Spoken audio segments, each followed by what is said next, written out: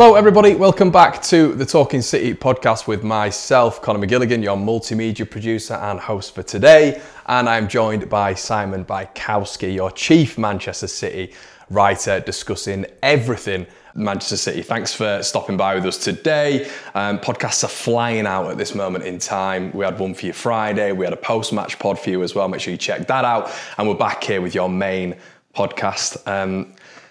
Breathe.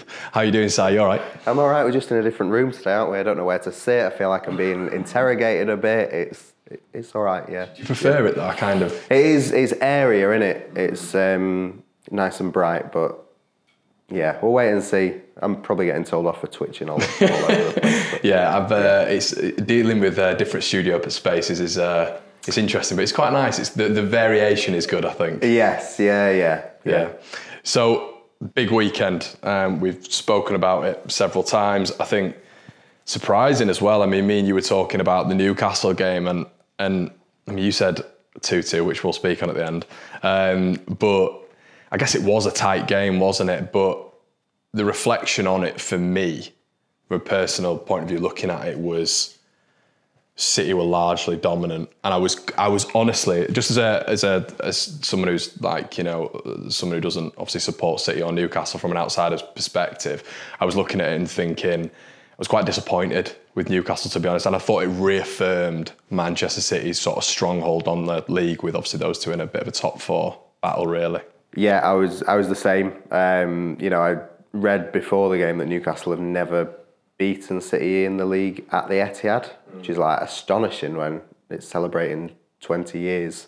And you thought they can't have had many better chances to beat them than Saturday night. You know, City had already sort of expressed how difficult it was going to be coming after Athens, and, you know, more time where they can't really train properly, and more injuries. We've got John Stones out now till after the international break, and Bernardo missing, so and Guardiola kind of didn't hide how tough it was to be without De Bruyne, because obviously the De Bruyne news came through this week that he's missing, you know, up to 6 months. So it was a really kind of City against the walls, and you're waiting for Newcastle. You know, we've all seen the sort of Eddie Howe team talk before the United game, riling them up, and you sort of think, like, you know,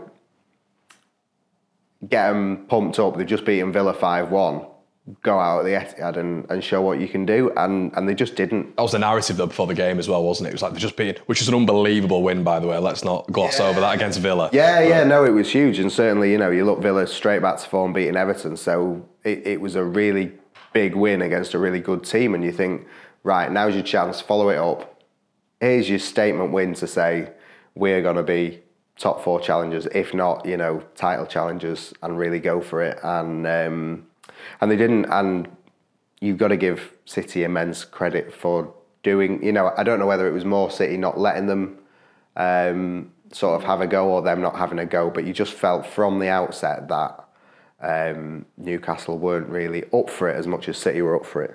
Yeah, because Pep was he was speaking in his press conference at the start, and he, obviously before the game, and he was asked if he thought that they were title contenders, and he was almost like, well, if they can keep it together in Europe, then yes.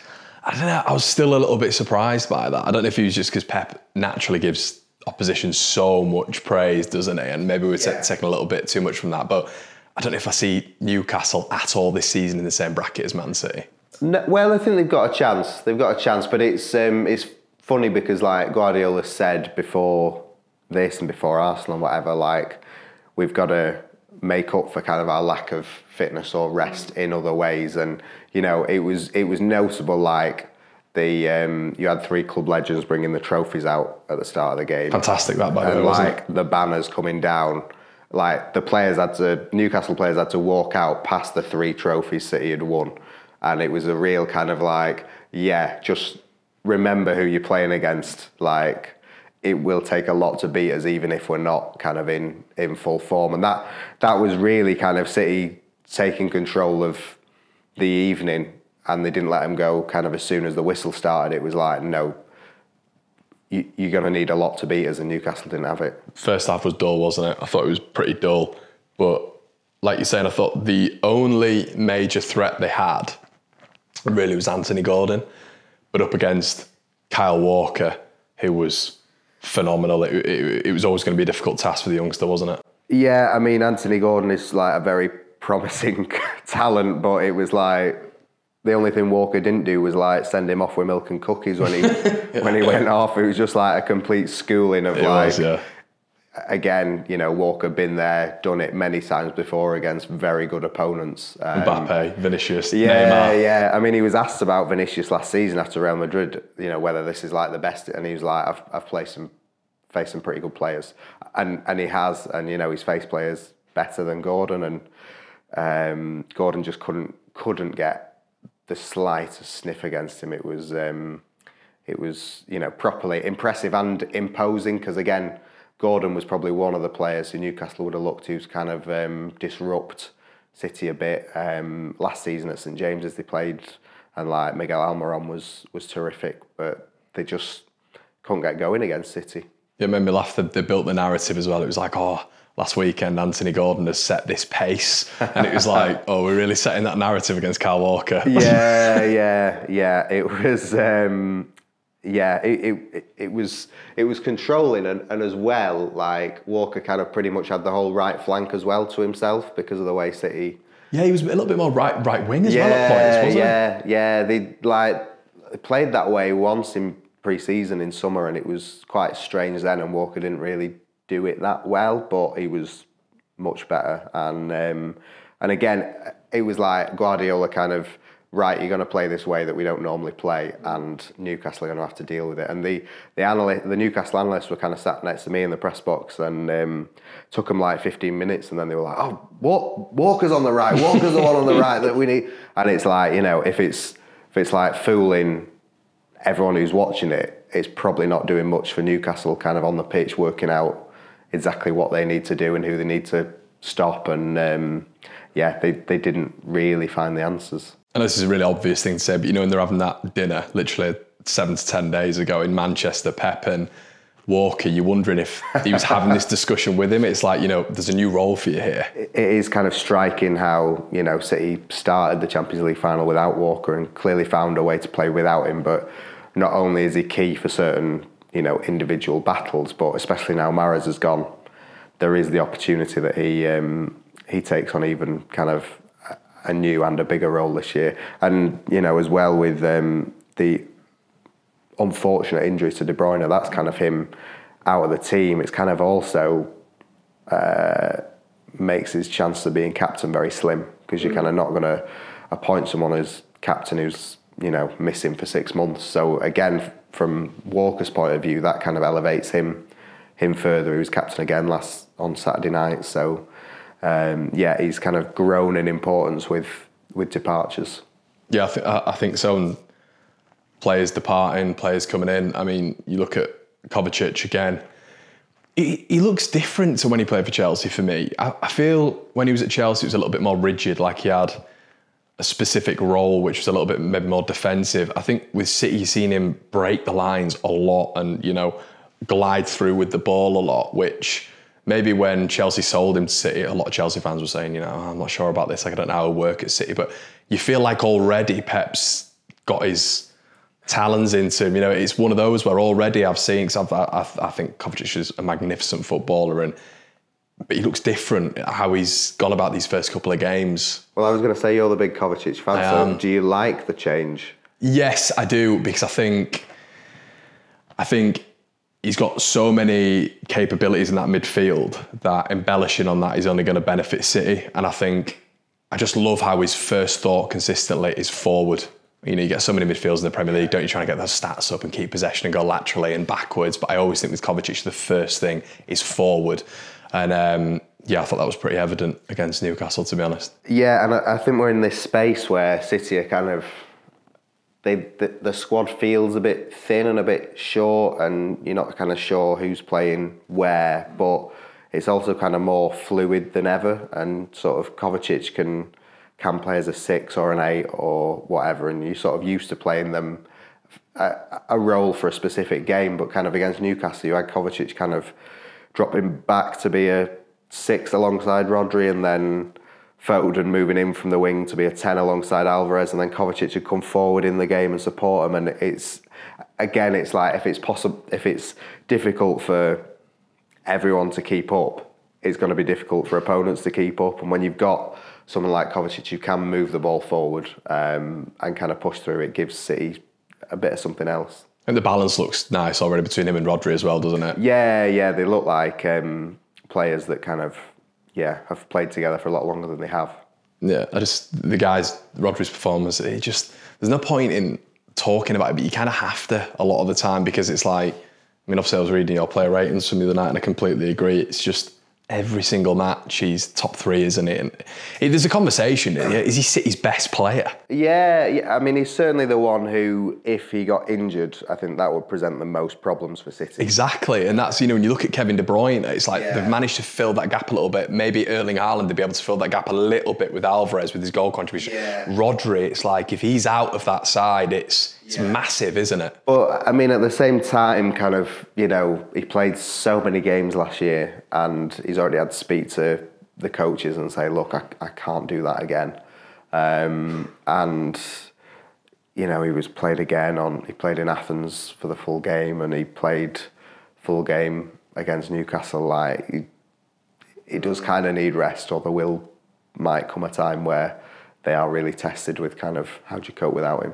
Maybe it's just against the lower teams you drop Kovacic into that role, or bring, dare we say, Calvin Phillips in. Yeah, maybe, yeah. They just have to be kind of really, really careful to make sure they protect him. We've got to talk centrally as well, because we've just spoken about those two, but man of the moment, I mean, we know we're going to talk about, he's been the talk of the weekend really when it comes to Man City, Phil Foden. On the half turn, I thought he was, and again, once again, you've got to look at the opposition again. It's Newcastle. They were such a well-structured team. They're so rigid. They're so narrow when they're defending and compact. Him to consistently be finding those pockets of space and being able to go on the half turn. And Haaland, obviously, I thought Haaland was pretty poor, to be honest with you. And I thought Foden was unlucky not to get a couple of assists, but he was fantastic, wasn't he, Si? Yeah. I mean, he played kind of in that role in midweek and wasn't great, and the whole team weren't great against Sevilla, and sort of, again, it's had the feel of like, will he finally move into midfield, or will he be needed more on the wings? And when the team lined up, I thought he was going to be on the wing, but then he moved inside and he was just showed everyone what he can do. That is him at his best, where he's bossing the game, and he feels when he's more in the middle, he can be more involved in the game and have more responsibility, and that is kind of what we saw, really.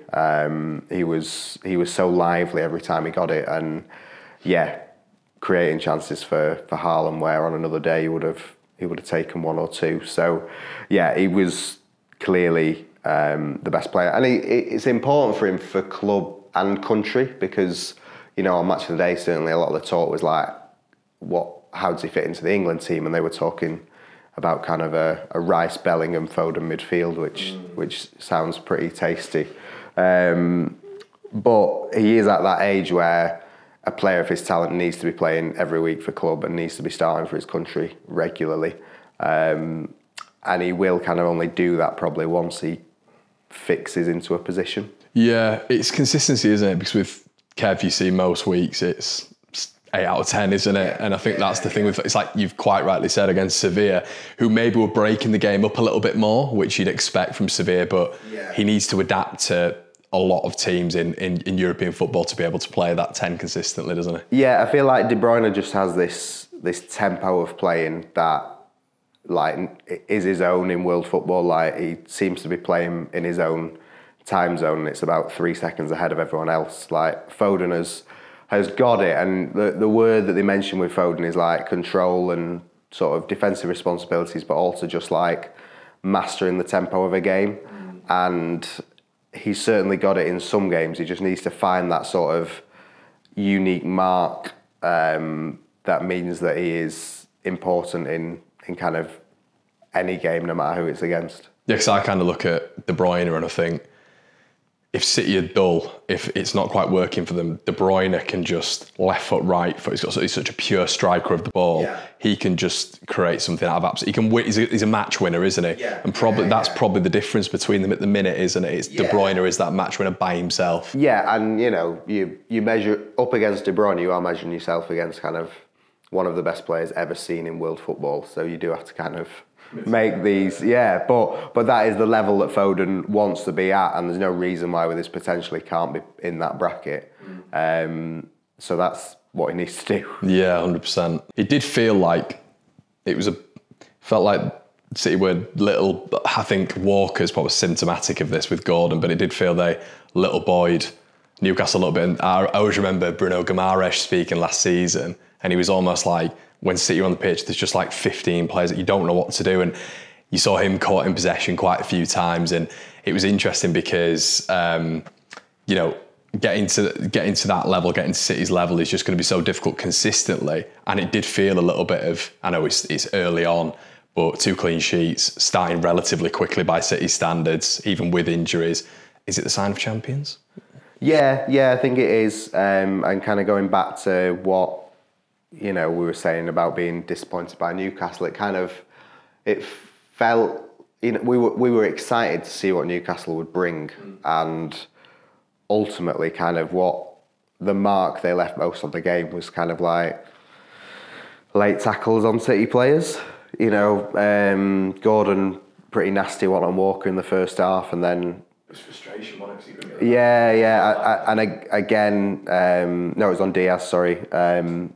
Yes. And then in the second half, and Bruno left one on Foden, I think, in the second half, and it was just like City were quicker and stronger than them, and like all Newcastle could do was try and stop them, was to foul them. And before the first goal, it was just kind of like wave after wave of City pressure and not letting the ball go and not letting Newcastle out of their third, and that builds, and that is what they can do to kind of any team. We kind of saw it spectacularly against Real Madrid when they just didn't take their foot off the throat, but they did it again to Newcastle before the all-important goal. And it was to say there are still kind of problems, and when they were 1-0 down to Sevilla, you sort of write in a match report that is very different to the match report than when they've just beaten Newcastle, having beaten Sevilla as well. So it was a really big week for City, and the squad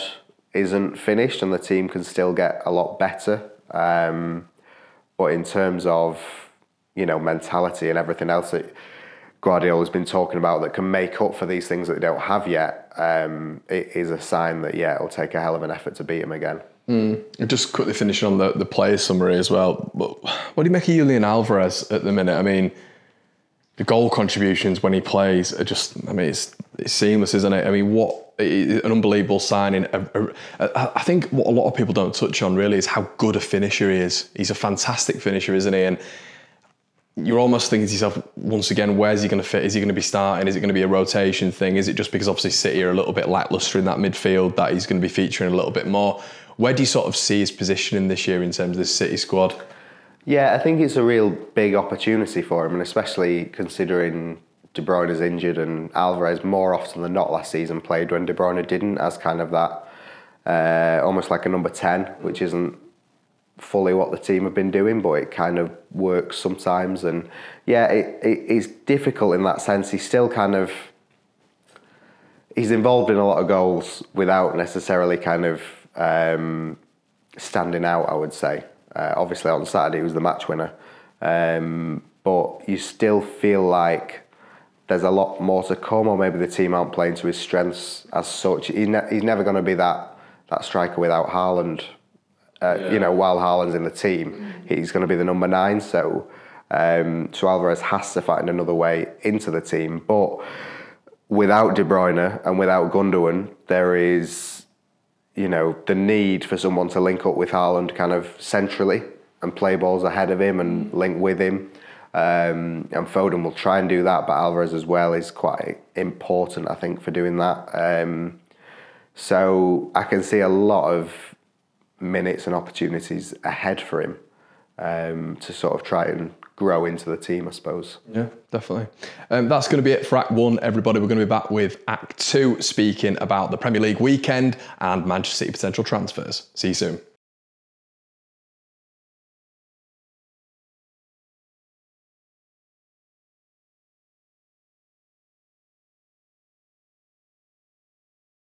Hello, everybody. Welcome back to the Talking City podcast. Do we start with transfers? We'll start with the Premier League weekend. We'll start with the Premier League. We'll get on to transfers in a little bit. I know it can be largely frustrating, but we'll get on to that. The Premier League weekend, we spoke about this last week, almost previewing and reviewing what had happened. Liverpool, Chelsea, Man United, lol. It was an interesting weekend. Probably the Spurs Man United game was the big standout. I thought Spurs were pretty impressive. Man United lacklustre again, and looking at that team, aren't you, and you're thinking, goodness me. I mean, people once again saying at the start of I know it's early, but people saying that they're going to be challengers. And yeah, I mean, a horrendous week off the pitch for United. And on the pitch, I didn't think they were terrible. Like they missed, they had some bad misses from some good chances, but kind of, yeah, Spurs looked good to watch, and Spurs with the new manager, there's just a feeling that there's some positivity there. Like, to have lost Harry Kane this week and that to not be like the end of the club, kind of, it feels like there's a lot of positives going into this season with Spurs, and they kind of showed that in their first home game and deserved the win. And it looked like it's going to be fun for Spurs fans to watch and quite fun for neutrals to watch. With United, a club as big as United are always in trouble when they don't win, and you know they've kind of got lucky against Wolves, and you know you see Wolves this weekend getting battered by Brighton. You're like, well, if that's your level, then if you're playing a better team than Wolves, then you might struggle. And you know, I don't think they could consider themselves kind of unlucky to lose to Spurs. It was a deserved victory for Spurs. So yeah, problems for United, and yeah, I mean, it was, you know, they've signed this new keeper who's going to take them to the next level, and I agree with the signing, and he played a very good ball to forward in the first half to start an attack, but when the ball P-rolls into the net from 25 yards, you're going to look a bit daft, and people are going to ask, what are you doing? So yeah, questions over a big new signing already, questions over a big new signing that they made up front who isn't fit to start. And yeah, you know, City are ahead of them in points already, and you sort of wonder whether that will be that for the season. Well, yeah, and two still big tasks for City. I mean, we don't need to go over it again, but obviously it's huge tasks like Burnley, let's be honest, like going into that game of the momentum that they've had and all this sort of stuff, Vincent Kompany, supposedly going to be a really tough game for City. They managed that really well. Newcastle, as we've spoken about, was going to be a tough one. So two really tough fixtures, in my opinion, for City to start with. But then, you know, you're looking at the others, and obviously Chelsea have had Liverpool, haven't they, started with? But then again, you look at them this weekend, just wasn't impressed whatsoever. Chelsea again, West Ham, I thought, you know, defended really well and hit them where it hurt when it counted. And once again, you are looking, I know it's early, you're looking at the competition and you're thinking, City are still yards ahead. Did you manage to catch Chelsea again? Yeah, I think from what we know of football, we kind of want Chelsea to be better this season. Because, like, well, they've got Pochettino, who's a really good coach and experience, and they've got some good new players, so things should be better. But at the same time, there's so much kind of underlying that's wrong with Chelsea, and they've signed so many players, and they've got, you know, Reece James injured again, and Kunku obviously is a big miss, because I think he was looking pretty bright in pre-season. I think he scored a hat-trick against City last season, so and they want another striker now, apparently confirmed this morning, says Poch. There's so much change that it's going to take time to gel, and like there's been so much kind of negativity around West Ham, kind of from, I don't want to overblow that, but like, you know, they've lost Rice and they've not really replaced him properly, even though they've had time to get rid of him. I think they were the only team for a while not to make a signing until they signed that guy from Ajax. So, but they showed this week, kind of in similar to City, how good they are, even without kind of big new signings and how difficult it is in the Premier League to beat any team, and that's why, you know, it was a big for City to beat Newcastle, but it's always big at this time of the season just to get points, because, you know, United lost, Liverpool and Chelsea kind of drew on the opening weekend, so Liverpool have lost points. Liverpool found it pretty tough to overcome Bournemouth at the weekend, so you can't sort of underestimate how important it is just to get 3 points at the start of the season. And, you know, we kind of expect City to drop some at some point in their opening 6 games, but now they've got those first 2 out of the way, the schedule looks pretty good. It does look very good. Yeah, I think, like you just said, a lot of the other teams, and the reason we mention these other teams is because it all circles back to City, but Man United there looks like a lack of balance completely, a lack of synergy.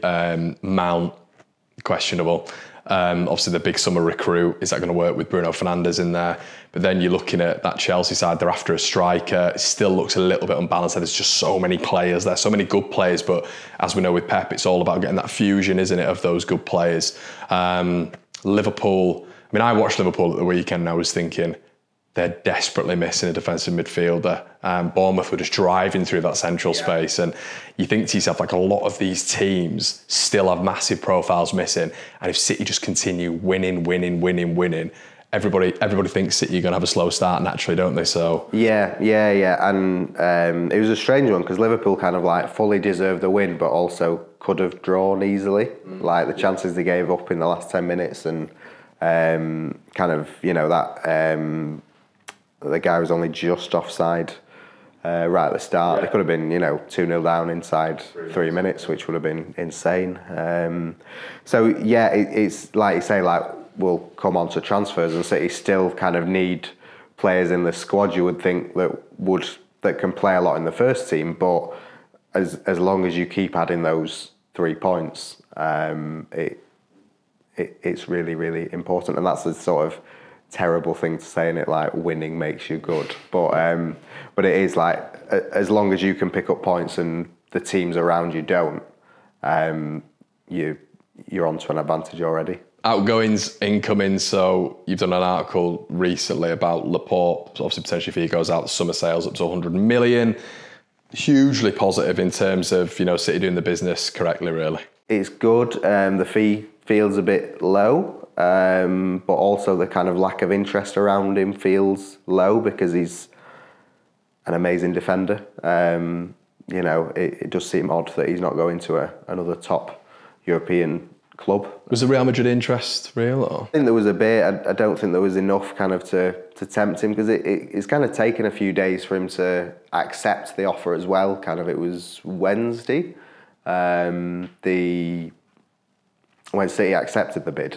So it wasn't like he was straight over for his medical and whatever. It's taken him a few days to weigh it up. So yeah, I'm surprised there was not as much interest as there was, because I don't know whether City would have charged, you know, Premier League clubs significantly more, maybe. But it still feels odd that no Premier League clubs kind of thought he was worth having in a market where kind of worse players have gone for a lot more money. Arsenal would have been obvious, wouldn't it? Left side of centre-back. Yeah. See, again, I don't know if City maybe didn't want to sell to Arsenal, but yeah, it surprised me. So obviously good for City that they get a decent fee. They're not kind of looking for a replacement because they've got Guardiola in and they are well stocked in the defence, but it is another kind of experienced guy who goes out the door. Yeah, 100%. But I didn't even realise there was the total sales up to 100 million. I mean, it's a good little balancer. But then obviously there's a lot of chat about Jeremy Doku, Lucas Paqueta again. Any news, Si? Yeah, I mean, you know, in all this kind of talk about it being good that they've raised over 100 million or whatever, you don't get any prizes for that. You don't get sort of any, you know, net spend trophies or anything like that. And they are looking to spend, so they will spend if they can. But obviously, Paqueta was the big one, and it felt like it was really kind of ramping up last week after the time frame of De Bruyne's injury. Do you think they'd have paid that money?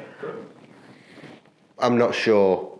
I'm not sure. Like, yeah, there was kind of a discrepancy between the figures even before all the stuff about betting came out, and it was a bit like Doku. It was kind of like, you know, the selling club saying, well, we would like this amount of money if he's going to go, and there's no kind of guarantee. It's almost trying to sort of push City into going there, and often they don't. But it's a strange situation as well, because kind of, you know, there's obviously interest in Doku, and he would be a big signing, and would come in and expect to play a lot. And I think he was the best player at Rennes last week, and then wasn't in the team, and the manager was like, make of that what you will. But then it's sort of, City looks short just on bodies, but they've got like Palmer and McAtee, who are potentially good options, but untested options at City. But I mean, we spoke to Cole Palmer after he sort of won his Man of the Match award in Athens, and he was saying, you know, I want to play regularly, so if I can't play, if they bring like other people in, then surely going maybe. Surely going. Well, unless City offer him the guarantee that he will play regularly. But you look at that bench, you look at the bench against Newcastle, and yeah, they're missing Bernardo, Stones and De Bruyne. But De Bruyne is out for six months. So he's kind of not coming back anytime soon. You're like, well, even if they bring in one player, you're only like, you're almost going to be always going to be in the matchday squad if you Palmer or McAtee, kind of. So if you are always in the matchday squad, you've always got a chance of playing. That's not what it means, though, is it? No, it's not. But it's better than others have had, and you know, both Palmer's in a position where he feels like he needs to play regularly for his development, having not gone on loan last season and kind of struggled at City. And McAtee obviously starred for Sheffield United last season and is not short of offers still, despite City kind of not encouraging clubs to come in with offers. So, but you're almost at that point where, yeah, like, would signing new players sort of almost negate the fact that the squad's got bigger, because then you're seeing other people leave, and is signing Doku for 50 million or whatever worth it if Palmer then goes? Yeah, it's weird as well, because with regards to McAtee and Palmer, it's if they're to go out to another Premier League club, if they're to play every single game, hypothetically, what's going to aid the development more? Is it going to be on the bench for Man City, where, yes, in training you're still around the squad, you're still around Champions League match days, that's obviously beneficial, but is it better for their personal development on the pitch to be playing week in, week out in the Premier League? Yeah, and also what they want. And, you know, say McAtee after playing week in, week out for a Championship club, and there's Premier League clubs and among the clubs interested in him who would want to play him every week, but obviously at a lower level than City. So would that be better than sticking around and taking a chance? It's really hard, because, you know, like Zinchenko is the classic example of this. He stayed and fought for his place at City and got his opportunities, and he is kind of the shining example of why he should wait around. But, you know, in some windows, City were actively telling him, like, you won't get in the team, you should leave, and like accepted bids for him. So and he only got his chance because of injuries that might not come again in other positions for other people. So it's really hard to know what to do as a player. And I know. Do you think he'd be looking at a Phil Foden and thinking, he's almost been on that periphery for so long now, he's been on the skirts really, and he's still not got that position nailed? Do you think he'll be looking at that and thinking, I don't really want that? It's tough, because Foden, you know, stayed amid kind of a lot of cries for him to go out on loan, and he stayed and he's had tremendous success. But now it's almost like that situation of like, oh well, you can't say that it was, you almost like can't fault the plan now just because it's worked. But really, there might have been some times where he might have been better to get game time, or things like that. So, and we're now at a point where everyone's like, well, he needs to play in the middle at some point soon, but he's still not guaranteed to play in the middle. So what, is he supposed to sit around and play on the wings until he's 31, waiting for his chance? And, it's almost like you can't question Guardiola's methods because he's won so much and got so much out of the team, but it isn't all kind of designed, isn't inevitable that kind of things will be successful and come off. And kind of I saw, a bit of criticism towards Palmer for speaking honestly and saying, I want to play regularly, but it's like, well, the footballers, they should want to play regularly, and I'll stay and fight for your place. But if you're not being told that you will get regular minutes, or it's very much every week at City you have to prove yourself, and you have to prove yourself again, no matter how decorated you are, and it's tiring and it's demanding, and we've seen with other senior players that after a few years they fancy something else. So it really is hard for these players trying to make it to know exactly what the right decision is. It is, yeah. But I kind of want a player to want to stay and want to fight. That's what I'd want anyway. I think I quite like those attributes, to be honest. Yeah, I get that. But then if you're being offered something that you think is much better, it is really hard. The likes of Palmer and McAtee could stay and then barely play because, Bernardo and Foden or someone are so irresistible that they can't get out of the team. So it's like, yeah. And sort of City didn't want to let McAtee go last season on loan, and then would he have played much? Would he have come on a lot? Whereas instead they were actually really impressed with how he did at Sheffield United, and he's probably added, 20 million onto his value by going to Sheffield United on loan. So it's like what they didn't think was the right decision at the time has become the right decision. Yeah. So now again you're like, well, what do you do this season that you think is the right decision and hope it is, but it might not be? Yeah, Oscar Bob's another one to keep an eye on for that, isn't he? But guys, we'll leave it there for Act 2. We're going to be back for Act 3 in just a mo.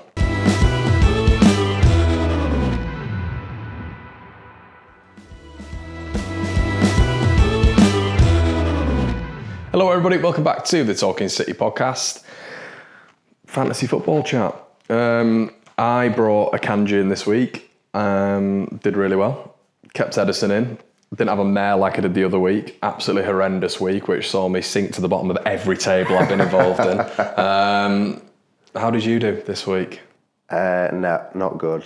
Not good. Arsenal, isn't it? Yeah. I've got 3 Arsenal, so I need them to do well, very well. And yeah, it just week 1 I was like, yep. Was week 1 easier? I felt it was easier. For the season. I feel like more sort of conventional things happened in week 1, whereas week 2 it was just like, Haaland not scoring is a big aberration in the game now. Is he in your team? Yeah, he's captain. That was the frustrating thing. And it's either Salah or Haaland, isn't it? Yeah, but City are I think I've only got one City at the minute. City are a funny team because they are the best team in the league, but in terms of fantasy football assets, they don't really have many. Yeah, I don't think they have. I think De Bruyne has always been the fixed one for ages now, hasn't he? So it was, but even last season, like, you went off him and... First half, I guess, wasn't it, of the season where he's poor? Yeah, and then, his price tag wasn't enough to tempt you this year, and then if it was enough, then... Deepest apologies. Yeah, very sorry. Yeah. But yeah, there's no excuse for me. I mean, Stones was in my side first week. I had Yuri and Timber as well, injured, just awful. And you know what? Foden was in my side until the Community Shield. Oh, really? Foden I had from like the very start of summer, and I was like, I reckon he's going to play loads this year. Yeah. And then more and more people cottoned onto it and were like, yeah, Foden's going to play loads. And I was like, ah. And then Guardiola press conference before the Community Shield where he was asked, can he play in midfield? And he was like, I feel offensively, the only one you can really stick in now who's going to be consistent, you hope he's got good numbers, is Grealish. Because the rest, it's just so interchangeable apart from Haaland, isn't it? But Grealish doesn't get assists or goals, really, so it's like... problematic. Yeah, this is what I mean. It's tough. It's, so you sort of need to find a good team that have you know, like Saka starts every week for Arsenal. That's the kind of thing that you need. Although I'm tempted by a few more City players after Saturday. And because this weekend Manchester City are playing against Sheffield United, which we should just touch on. Sheffield United away, not the best start. Obviously losing to Forest in the last minute, a Chris Wood goal, which should cripple any fan. Chris Wood scoring a goal against them. But yeah, Sheffield United, not the best start. Still my prediction for bottom 3, 100%. They could even prop up the league, who knows. But yeah, you're expecting them. City have now got, obviously when you look at the fixture list, they've got Sheffield United away, Fulham at home, and then they've got Forest at home being the next home game. It's a good run for them, and you're looking at Sheffield United and you're thinking on Sunday a few goals going in there. So. Yeah, and I think after Forest they've got Wolves away, who look like they could prop up the table as well. So yeah, it's very promising, and also because they didn't make any subs on Saturday despite being absolutely goosed from Athens, so they will be very much enjoying kind of having 8 days between games, because Champions League will be starting up soon and they've got to be thinking about the Club World Cup. We're enjoying it, aren't we? Yeah, it's a bit of a break. Yeah. So they should be sort of rested and ready to give their best against Sheffield United, which is bad news for Sheffield United. Although I thought they were better than I thought they were going to be against Forest. I thought Forest might sort of steamroller them at home, but they were okay. Yeah, Forest had a horrendous pre-season. And also kind of another week to maybe get more players in. You know, they're one of the clubs like waiting on McAtee and Tommy Doyle, who was good for them last season. So, you know, they have made a few moves, but they might make a few more. There's not going to be for me in this game, and I know we're speaking about this on Monday the 21st and the game's on the 27th, so it's a very elongated preview. But when you're looking at the rotation of this season, I don't think there's, unless pending injury, like you just said, with 8 days rest, you're expecting like that regular City side to be out there, aren't you? Yeah, I think so, yeah. You know, Guardiola doesn't tend to rotate too much in the early kind of stages of the season, where they do have kind of weeks between games rather than days. So I think we will see a similar team to the one that went out at Newcastle. Yeah, and we'll definitely have more stuff for you leading up to that game. Newcastle, Si, you actually predicted a draw, which I was staggered with. I went with a 2-1 City win. So both wrong again. Joe Bray, who was on the podcast on Friday, didn't get it right either. So no score predictions correct so far, which is largely embarrassing. So now we are going to predict early on the Sheffield United Man City game. And I'm going to go first, because you went first last time. Yeah. So I'm going to go with Sheffield United 0, City 4. It's going to be a stonker, an absolute stonker. Right. See, I was thinking 2-0 or 3-0, so whichever you didn't go for. You're very reserved, aren't you, about City this season? Yeah. I'll go 3-0. McAtee hat-trick. Kyle Walker. Oh, God, yeah. Another United link there, yeah. Okay, so but convincing wins. Yes, yeah. I think it should be pretty comfortable. I can see kind of Haaland getting an early goal again, and similar to Burnley, really, that just kind of taking the sting out of what will be another hostile crowd for them. It will, yeah, but they're getting used to that now, aren't they? Guys, that's going to be it from us. Thank you so much for joining us on the Talking City podcast. Another episode from the first episode from our brand new studio, which will be decorated next Monday, I presume. But guys, check out the website, of course. Leave us a 5-star rating on all of your favourite podcast providers. You can check this out on YouTube as well in living colour, and we'll be back later on next week with some more Sheffield United build-up. See you in a bit. Cheers.